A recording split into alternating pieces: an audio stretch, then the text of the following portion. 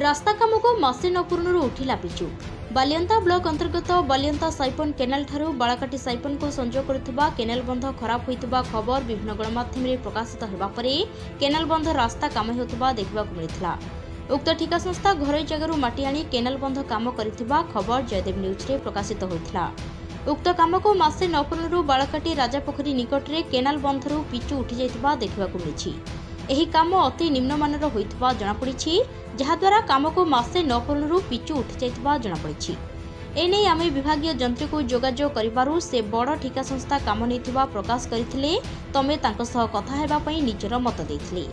एबे प्राय जगह पिचु उठी जाइतबा देखिबाकु मिलिछि। एथिप्रति विभागीय अधिकारी दृष्टि देबाकू दाबी होछि। Bureau report, Jaydev news.